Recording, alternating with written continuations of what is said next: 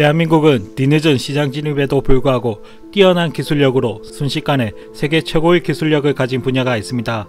최고의 에너지 효율을 자랑하는 원자력 발전 기술입니다.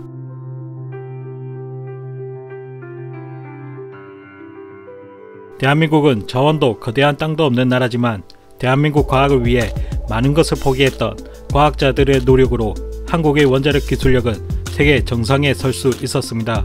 하지만 후쿠시마 원전 사태로 원자력에 대한 공포가 전 세계적으로 퍼졌습니다. 그리고 8년이 지난 지금도 일본은 아직도 방사능 오염을 해결하지 못하고 있습니다.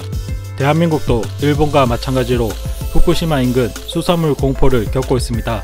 주변의 이런 위험을 보고 대한민국은 탈원전을 선언하게 됩니다. 그리고 원전을 대체하기 위해 태양광 사업을 추진합니다. 그러나 천문학적인 자금을 투입하고도 빛을 발하지 못하고 있습니다. 이러는 와중에 미국은 일본에게 원전 기술 협력을 제안하면서 원자력 기술을 선도하기 위한 움직임을 보이고 있습니다. 미국 상무장관 윌버 로스는 이렇게 말했습니다.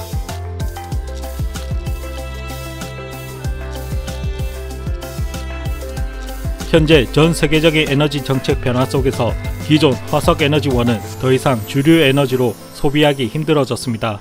하지만 그와 함께 시대는 4차 산업에 진입하면서 더 많은 에너지를 요구하고 있고 덩달아 후진국 개도국들이 급속한 경제 성장을 이루면서 현재 그 어느 때보다 인류는 많은 에너지를 필요로 하게 되었습니다. 앞으로 에너지 수요는 더 심화될 전망입니다. 그래서 원전을 절대 포기할 수 없다는 것이 미국이 내놓은 가장 최선의 방안이라는 것입니다. 현재 수준의 친환경 에너지 기술로는 넘쳐나는 수요를 맞출 수 없다는 것이죠. 대한민국과 함께 탈원전을 외쳤던 유럽연합도 다시 원전을 유지하는 방향으로 틀고 있습니다. 이유는 온실가스 감축을 위해서 원전이 반드시 필요하기 때문입니다. 미국과 같은 선진국에서는 원전 수명을 연장해서 더 사용할 수 있는 제도를 갖추고 있습니다. 대한민국도 마찬가지로 7천억 원을 들여 월성 1호기 수명을 연장시켰습니다. 하지만 정부의 탈원전 정책 강행으로 월성 1호기를 영구 정지시키게 됩니다. 이 때문에 대한민국이 세계 최고의 원전 기술력을 보유하고 있음에도 불구하고 미국은 한국이 아닌 일본에게 기술 협력을 제안하게 된 것입니다. 한국에서 더 이상 희망이 없다고 느낀 원자력 고급 인력들은 다른 나라로 스카웃되어 가기 이르렀고 주요 대학의 인재들이 원자력 관련해서 전공을 기피하고 있습니다.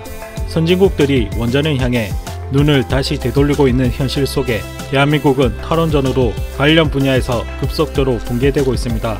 무엇이 정답이라고 말할 수는 없지만 이대로 최고의 기술력을 보유한 대한민국이 이대로 무너지는 것은 너무나 안타까운 일입니다.